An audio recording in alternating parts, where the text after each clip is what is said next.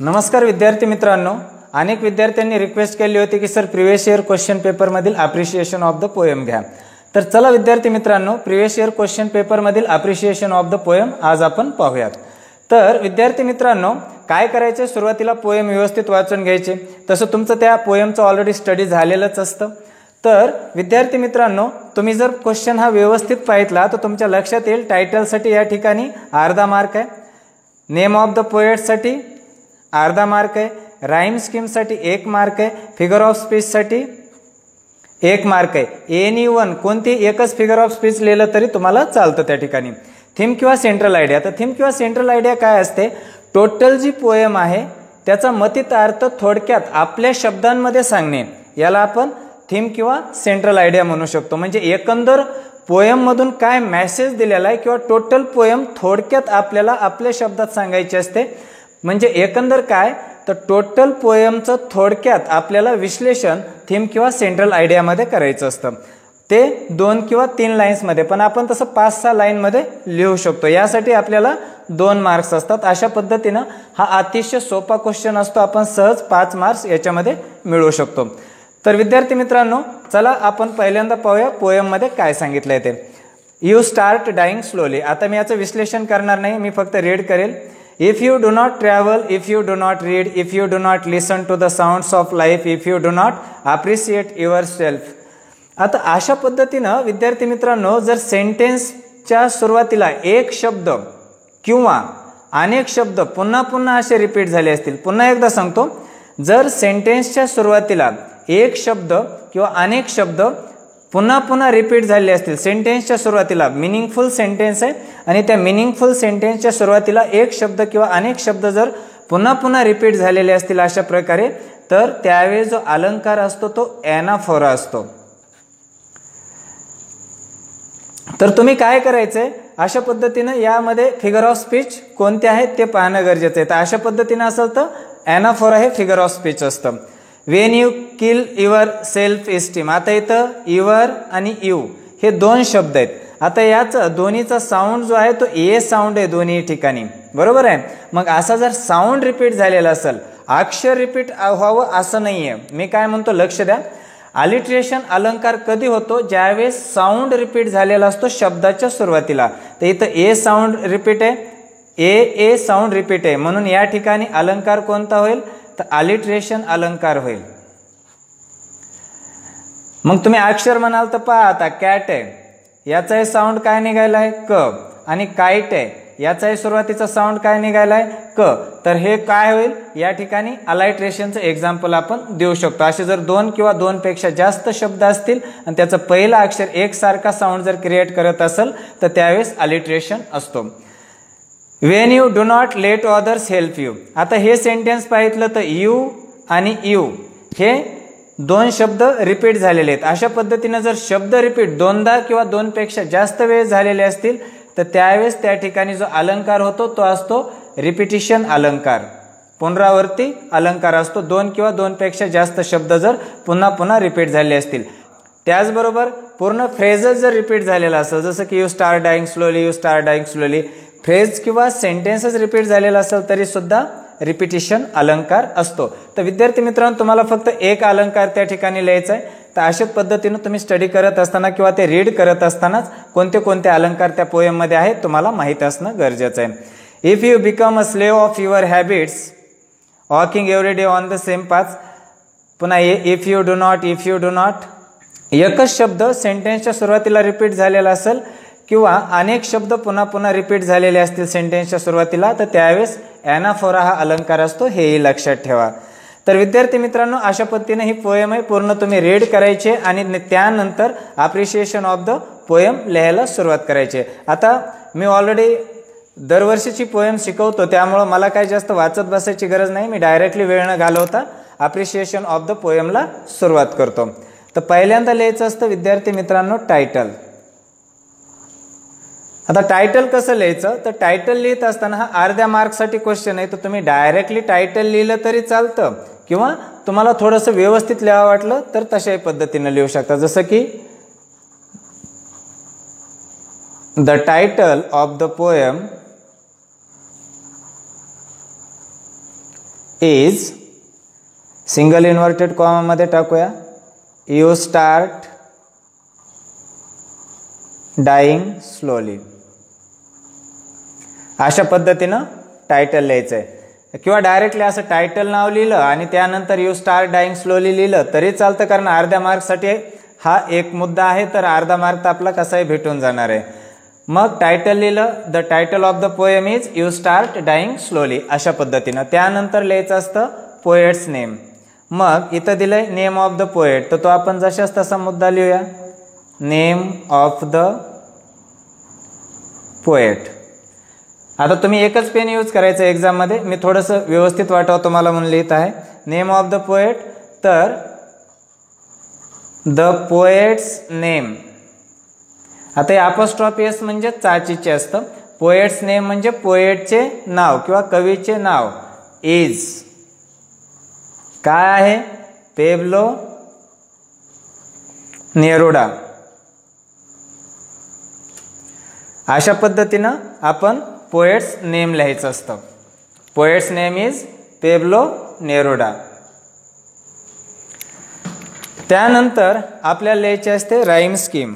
मग next point लिहायचा आहे rhyme scheme.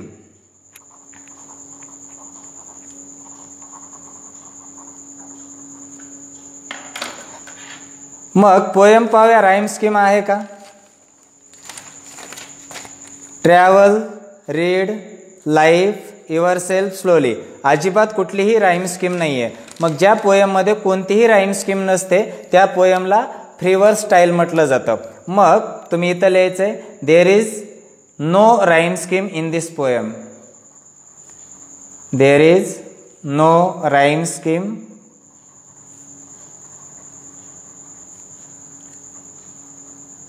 In this poem.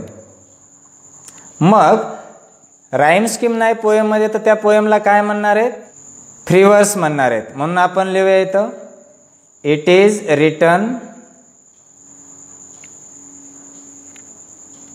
In free verse style. It is written in free verse style. ज्यावेळेस rhyme scheme नसते त्यावेळेस त्याला आपण फ्री वर्स म्हणतो. त्यानंतर लिहायचं असतं फिगर ऑफ स्पीच.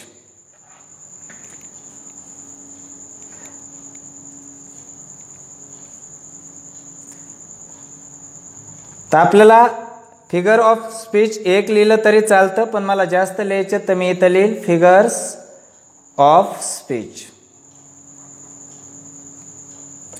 मग 2-3 लिहून टाकू शकतो आपण त्या ठिकाणी, जसं की अँटिथेसिस पण अलंकार आहे याच्यामध्ये.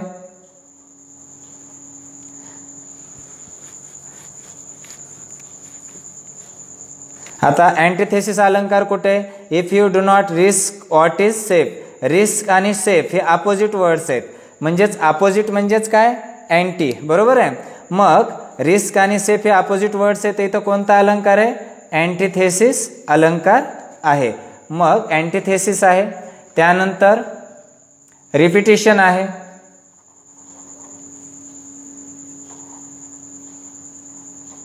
त्यानंतर अलिट्रेशन पण आहे.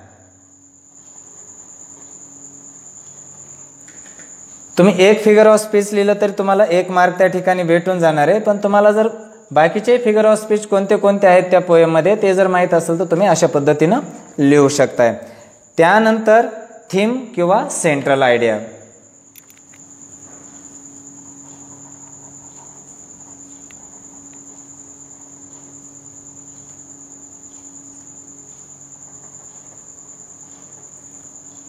Theme, central idea. मग आता काय थीम आहे म्हणजे एकंदर पोएम आपल्याला काय सांगते हे थोडक्यात लिहायचं आहे.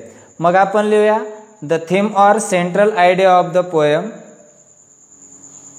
The theme or central idea of the poem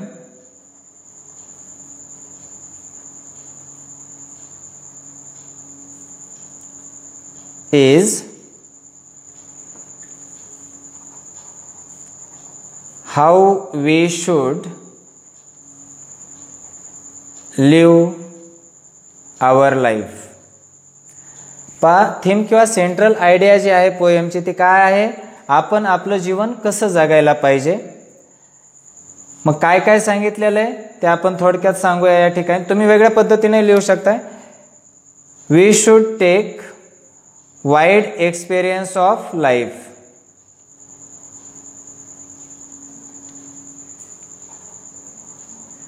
we should take wide experience of life म्हणजे जीवनाचा आपण समृद्ध अनुभव घ्यायला पाहिजे. त्याचबरोबर पॅशन आहे. वी शुड फील पॅशन किंवा वी मस्ट फील पॅशन.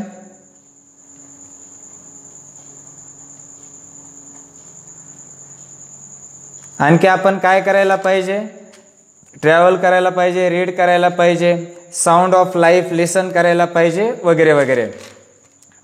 तुम्हाला जर आयडिया येऊन गेली ना अप्रिशिएशन ऑफ द पोएम कसं लिहायचं असतं किंवा थीम किंवा सेंट्रल आयडिया त्यामधील कशी लिहायची असते तुम्ही सहज लिहू शकताय. आणि तुम्हाला जर प्रॉब्लेम असेल थीम किंवा सेंट्रल आयडिया लिहिण्यासाठी तर काही पोएमच्या थीम किंवा सेंट्रल आयडिया एक्झॅक्ट पुन्हा पुन्हा लिहून प्रॅक्टिस करून लक्षात ठेवायच्यात तुम्ही.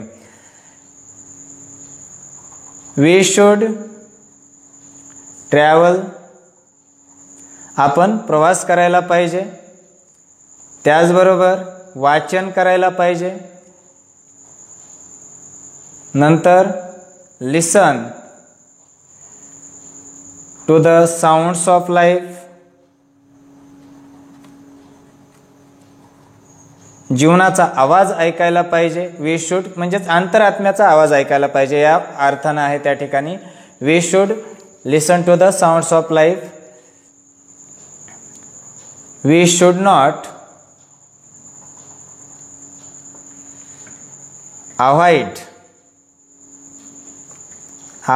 avoid to feel passion their turbulent emotions. मग काय we should not avoid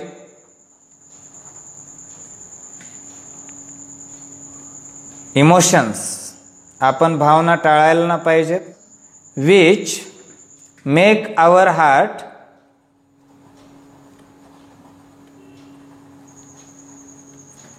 to beat fast. आपण अशा इमोशन्स टाळायला ना पाहिजेत ज्या आपलं हृदय वेगानं धडधडायला भाग पाडतात. आणखी आपण काय करायला पाहिजे जीवनात जर आपल्याला पुढं जायचे तर वी शुड टेक रिस्क. आपण रिस्क घ्यायला पाहिजेत. आपल्या स्वप्नांचा पाठलाग करायला पाहिजे. Chase dreams and change our routine and habits. And change our routine and habits. आपण आपलं रुटीन बदलायला पाहिजे. तेच करत बसलं ना पाहिजे. हॅबिट जे आहेत ते आपण चेंज करायला पाहिजेत. If we live repetitive life. Repetitive life म्हणजे पुन्हा पुन्हा तेच जर जीवन आपण जगत असतो. Not taking risk. आपण रिस्क घेत नसतो. Facing challenges. आपण चॅलेंजेस जर फेस करत नसतो. And taking wide experience. आणि आपण जर समृद्ध अनुभव घेत नसतो. We start dying slowly. मग काय होईल आपण वी स्टार्ट डाईंग स्लोली म्हणजे निरर्थक जीवन जगू लागूयात. We start dying slowly instead of living fully life. We start dying slowly instead of living fully life म्हणजे आपण संपूर्ण जीवन जगण्याच्या ऐवजी हळूहळू मरायला लागतो. म्हणजेच काय आपलं जीवन जे आहे ते मिनिंगलेस बनत जातं. तर विद्यार्थी मित्रांनो अशा पद्धतीने आता या ठिकाणी थीम किंवा सेंट्रल आयडिया ते मी जास्त लिहिले. का लिहिले जास्त या ठिकाणी तर यामधील तुमच्या अर्ध जरी लक्षात राहिलं तरी तुम्हाला पूर्णच्या पूर्ण मार्क्स भेटून जातील. तर या टायटलसाठी तुम्हाला अर्धा मार्क आहे. नेम ऑफ द पोएट अर्धा मार्क आहे. त्यानंतर राईम स्कीमसाठी 1 मार्क आहे. फिगर ऑफ स्पीचसाठी 1 मार्क आहे. 1 फिगर ऑफ स्पीच लिहिलं तरी चालतं. थीम और सेंट्रल आयडिया यासाठी 2 मार्क्स आहेत. तर विद्यार्थी मित्रांनो या ठिकाणी 4-5 ओळी लिहिल्या तरी चालतं. मी का जास्त लिहिलंय यामधील तुमच्या अर्ध जरी लक्षात राहिलं तरी तुम्ही पूर्ण मार्क्स घेऊ शकाल. Title, the title of the poem is you start dying slowly. इथं तुम्हाला अर्धा मार्क भेटून जातो. Name of the poet, the poet's name is Pablo Neruda. कोणती पोएम येऊ अशा पद्धतीने लिहा. द पोएट्स नेम जे असेल ते पुढे लिहायचं आहे. राईम स्कीम, इथं राईम स्कीम नाही आहे. There is no rhyme scheme in this poem. It is written in free verse style. Free वर्समध्ये लिहिलेलं आहे. फिगर ऑफ स्पीच याच्यामध्ये अँटिथेसिस आहे, रिपिटेशन आहे, अलिट्रेशन आहे आणि ॲनाफोरा हा सुद्धा अलंकार यामध्ये आहे. Theme, central idea. पहा एकंदर पोएममधून काय थोडक्यात आपल्याला सांगता येतं, म्हणजे सेंट्रल आयडिया काय सांगता येते. The theme or central idea of the poem is how we should live our life. आपलं आपण जीवन कसं जगायला पाहिजे ही सेंट्रल आयडिया आहे पोएमची. We should take wide experience of life. आपण आपल्या जीवनाचा समृद्ध अनुभव घ्यायला पाहिजे. शुड म्हणजे पाहिजे, शुड नंतर V1 यूज केले आणि मस्ट म्हणजे पाहिजेच. वी मस्ट फील पॅशन, आपण पॅशन फील करायलाच पाहिजे. वी शुड ट्रॅव्हल, आपण प्रवास करायला पाहिजे. रीड, वाचन करायला पाहिजे. Listen to the sounds of life, आपल्या अंतरात्म्याचा आवाज ऐकला पाहिजे. We should not avoid emotions which make our heart to beat fast. ज्या भावनांमुळं आपलं हृदय जे आहे ते वेगानं धडधडायला लागतं अशा भावना आपण टाळायला ना पाहिजेत. वी शुड टेक रिस्क, आपण धोके पत्करले पाहिजेत. चेस ड्रीम्स, आपण स्वप्नांचा पाठलाग केला पाहिजे. And change our routine and habits, आपण आपले रुटीन आणि सवय बदलायला पाहिजेत. If we live repetitive life, आपण जर तेच रिपिटेटिव्ह जीवन जगत असाल. नॉट टेकिंग रिस्क, आपण जर रिस्क घेत नसाल. फेसिंग चॅलेंजेस फेस करत नसाल. अँड टेकिंग वाईड एक्सपिरियन्स, जर समृद्ध अनुभव घेत नसाल. We start dying slowly. We start dying slowly म्हणजे काय, आपलं जीवन आहे ते मिनिंगलेस बनू लागतं. Instead of living fully life, म्हणजे आपण जे फुली जीवन जगायचंय, संपूर्ण जीवन जगायचं, त्याऐवजी आपण निरर्थक जीवन जगायला लागतो. जर आपण स्वप्न पाहत नसतो, स्वप्नांचा पाठलाग करत नसतो, वाचन करत नसतो, प्रवास करत नसल, जगाचा अनुभव घेत नसल, आपण आपल्या भावना टाळत असताल, हे जर आपण करत असतो, आपण आपलं रुटीन चेंज करत नसतो, आपल्या हॅबिट चेंज करत नसाल, रिपिटेटिव्ह लाईफ जर आपण जगत असो, तर आपलं जीवन जे ते मिनिंगलेस बनत जातं, असं आपण थोडक्यात सेंट्रल आयडियामध्ये किंवा थीममध्ये सांगू शकतोय. तर विद्यार्थी मित्रांनो, तुम्ही काय करायचे, तुम्ही स्टडी करत असताना इंग्लिशच्या बाबतीमध्ये कुठलाही तुम्हाला प्रॉब्लेम येत असेल, मला कॉमेंट करा. मी त्यावर व्हिडिओ बनवेल किंवा त्याच वेळेला कॉमेंटमध्ये मी तुम्हाला त्याचं आन्सर त्या ठिकाणी देईल. तर विद्यार्थी मित्रांनो, तुम्हाला जर हा व्हिडिओ आवडला असेल, लाईक करा, शेअर करा, सबस्क्राईब करा. धन्यवाद.